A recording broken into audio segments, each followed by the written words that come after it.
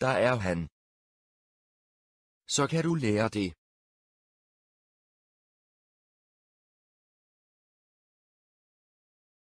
I dag den 28. juni 1914 blev den østrig-ungarske ærkehertug Franz Ferdinand og hans gemalin Sophie Chotek, et hertuginde af Hohenberg, skudt i Sarajevo. Det er en stor begivenhed, og hvem ved hvad fremtiden vil bringe.